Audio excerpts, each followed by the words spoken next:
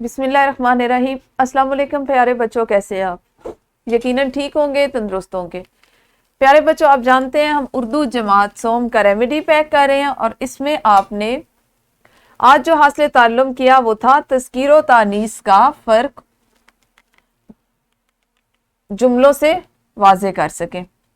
سبق number 5 mobile کی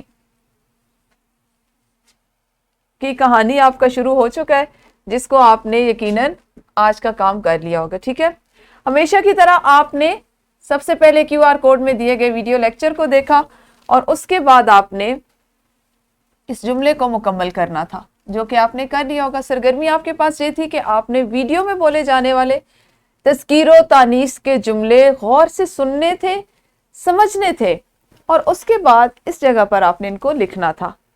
اس کے بعد دوسری سرگرمی اسی حاصل تعلم سے متعلق تھی کہ آپ کے پاس تذکیر و تانیث کے لیے چند الفاظ دیے گئے ہیں، جیسے شیر اور شیرنی، بندر اور بندریا، اور مور اور مورنی۔ آپ نے ان الفاظ کو اپنے جملوں میں استعمال کرنا تھا، ان کے یہاں پر جملے بنانے تھے۔ مجھے امید ہے آپ نے یہ دونوں سرگرمیاں کر لی ہوں گی۔ اگر ہم اس کو اپنی بول چال کا حصہ بنائیں تو کیا ہم تذکیر و تانیث کو اپنی بولنے میں استعمال کرتے ہیں؟ بالکل صحیح۔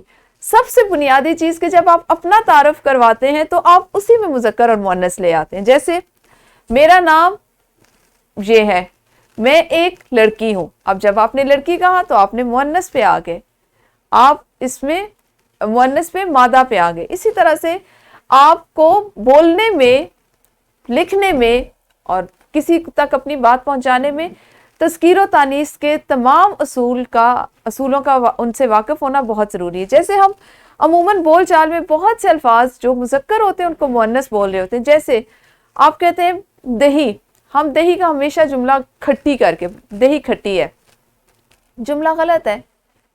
کیوں غلط ہے؟ کیونکہ ہم اپنی بول چال میں ان چیزوں کے مذکر اور مؤنث ہونے پر غور ہی نہیں کرتے۔ اسی طرح آپ میں سے اکثر بچے یہ جملہ بولتے ہیں کہ میرے سر میں درد ہو رہی ہے، میرے پیٹ میں درد ہو رہی ہے، میرے ہاتھ میں درد ہو رہی ہے۔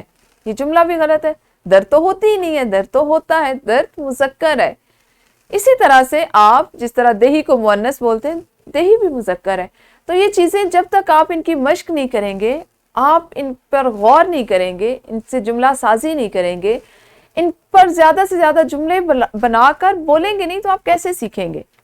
تو اپنی بول چال کو اچھا بنانے کے لیے دیکھیں، آج آپ جو بولیں گے کل آپ وہی سکھائیں گے۔ اگر آپ اچھا سکھانا چاہتے ہیں تو آپ کو اچھا بولنے کے اصول آنے چاہیے۔ اس کے لیے ضروری کیا ہے کہ آپ زیادہ سے زیادہ یہ جو بنیادی اصول ہیں ان کو سیکھیں، ان پر عمل کریں۔ کل آپ نے کون سے حاصل تعلم پر کام کرنا ہے، اس پر ہم انشاءاللہ کل بات کریں گے۔ اس وقت تک اپنا خیال رکھیے۔